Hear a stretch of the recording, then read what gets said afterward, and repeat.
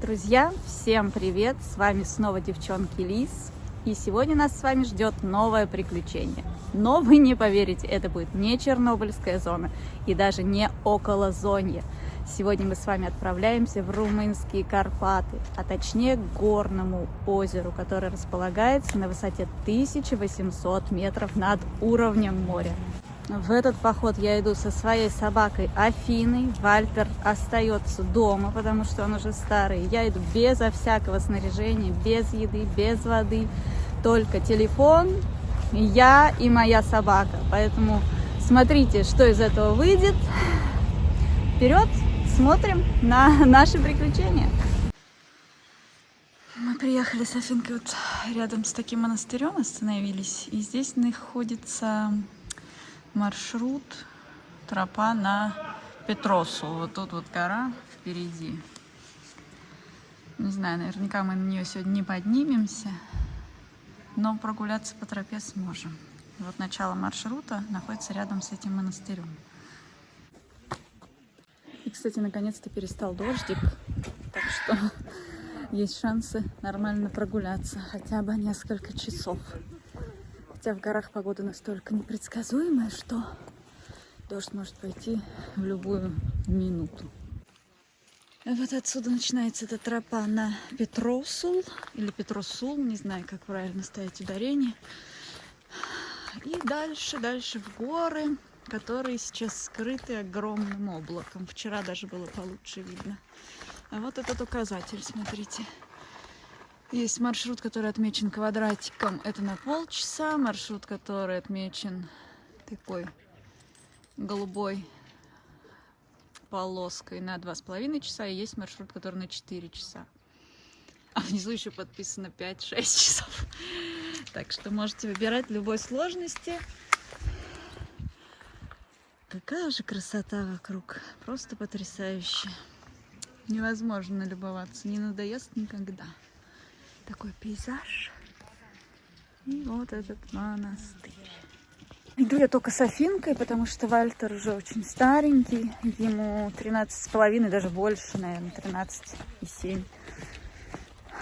Поэтому у него уже совершенно нет сил. Особенно после вот этих переездов наших на машине. Дорога дается ему довольно тяжело. Поэтому мы с ним сходили на короткую прогулку. И сейчас он отдыхает у нас в номере. А мы пошли гулять, лазить по горам. Афинку не отпускаю, потому что искать ее потом тут в горах Румынии не очень хочется. Но она и сама никуда особо не рвется, потому что в гору подниматься довольно тяжело. Судя, если можете услышать по моему тяжелому дыханию. Вот так. Как-то так. Тут периодически открываются такие панорамы, что телефон можно просто из рук не убирать. Как вот сейчас за мной на эту Боршу, деревню или что это, городок горный. Смотрите, какая красота. И хорошо немножко облака отошли, а то вообще ничего не было видно. Ну а наш путь продолжается дальше. Вот по такой тропе. Здесь встречается вот такая колючая проволока, заграждение. Что-то я не пойму, как, для чего она. Может, у вас есть какие-то догадки, для чего так в горах огораживают, чтобы кто не проходил? Медведи, волки или вампиры?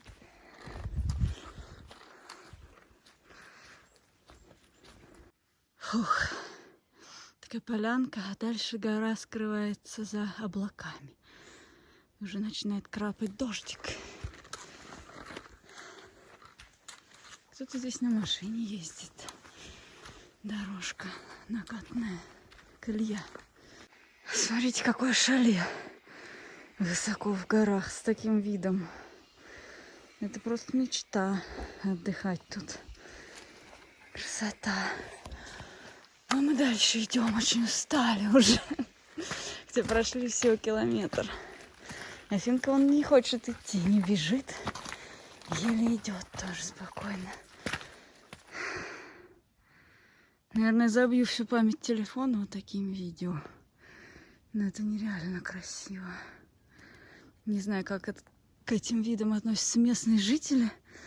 Мне кажется, такое не может надоесть. Красота. А я иду. Язык на плечо. Я, кстати сказать, вышла сюда безо всякого снаряжения. Без рюкзака. Без воды. И вообще без каких-либо инструментов, которые повышают шансы на выживание в горах. Скорее всего, я вам не буду советовать такой способ похода в горы. Горы, конечно, надо всегда готовиться. Ну, брать с собой хотя бы минимальный набор выживальщика. Но у меня нет цели дойти прям до вершины, хотя просто прогуляться по тропам. Вот. Сколько пройду. Я уже изрядно запыхалась. Сердце стучит в голове бешено. Подъем ужасный. Конечно, здесь с палками, наверное, надо. Ну, там водичку брать с собой. И, кстати, мы зашли в облако, смотрите. Вот это облако, которое было на вершине горы, мы уже в нем.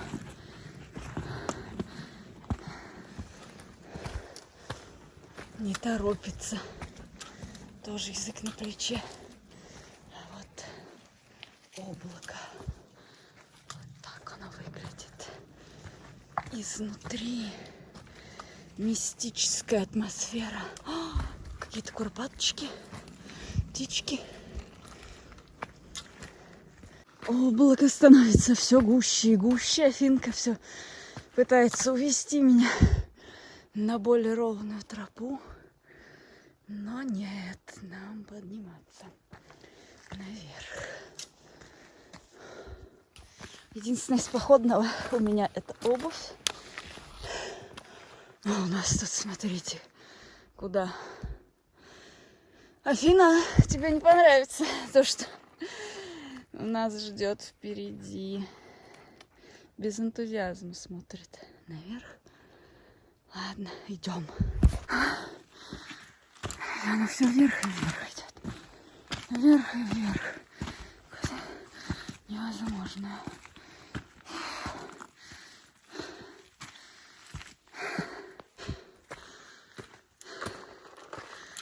Тропа становится все круче и круче.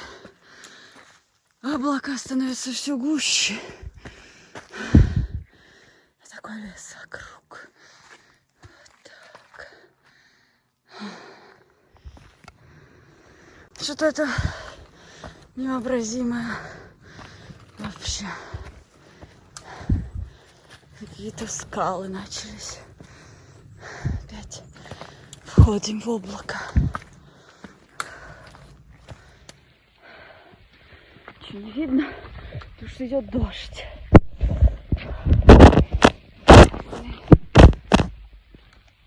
Мелкий дождь.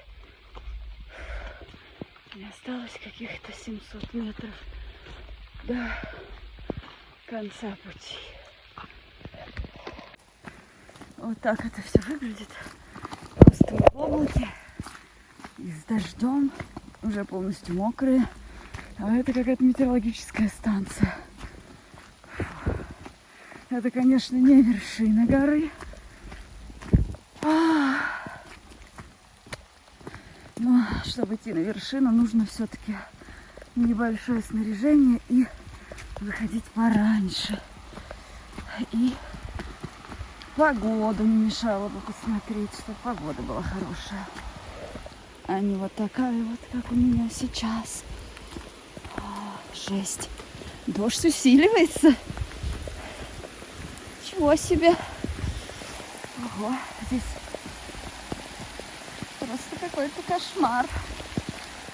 Смотрите, прорисовывается вершина горы. И мы здесь с Афиной по таким скалам. Но в этот раз вершина горы не для нас. мы пойдем сходим к озеру. Афин, пошли. Осталось 600 метров. О, какая красота. Пошли, пошли. Ну, красота здешних мест с лихвой окупает ту усталость и дорогу, которую мы преодолели. Такие суровые горы. Просто потрясающей красоты. Засниму, пока они не скрылись полностью в облаках. Здорово. А тем временем я выгляжу вот так. Я уже полностью мокрая. И здесь температура гораздо ниже, чем там внизу. Но довольная. Потому что у меня получилось хоть куда-то дойти. Представляю, какая здесь красота, когда здесь хорошая погода и солнце. Ну, в принципе, и вот такой суровый пейзаж в облаках с дождем тоже добавляет своей атмосферы. И это, мне кажется, будет еще более запоминающийся поход, потому что, смотрите, дождь леденющий просто.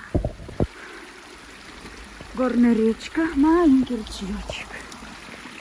И сейчас мы должны дойти до озера, которое уже совсем близко. 500 метров до него. Афина, куда ты пошла?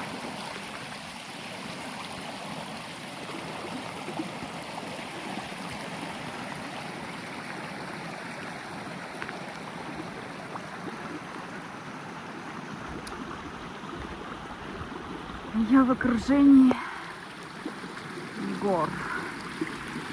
Они тут вокруг меня повсюду. Вот оно, волшебство. Из тумана нам открывается горное озеро. Если бы была хорошая погода, в нем можно было бы искупаться. Но я уже искупалась под дождем. Поэтому просто подойдем к нему посмотреть.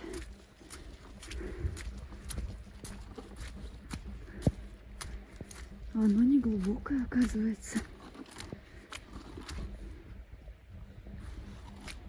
И там, кстати, какие-то страдальцы похожи на вершине. Слышу голоса. Но я, конечно, туда не полезу. Это будет слишком даже для меня. Посмотрите, какая прозрачная вода. Видите? Чудо озера. Ну ладно. Я думала, я делаю селфи. Красота неописуемая даже вот в такую жуткую погоду. Не знаю. Если бы здесь была хорошая погода, то было бы вообще. Так, пока облака ушли, вот можно увидеть эту чудную гору, озеро, и вот с этой стороны тоже еще гора, но мы уже будем уходить, потому что мы мокрые насквозь.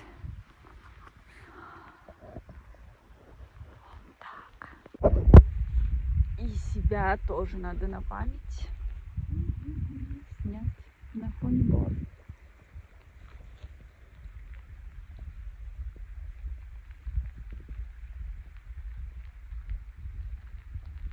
Вот так. Все, мы домой.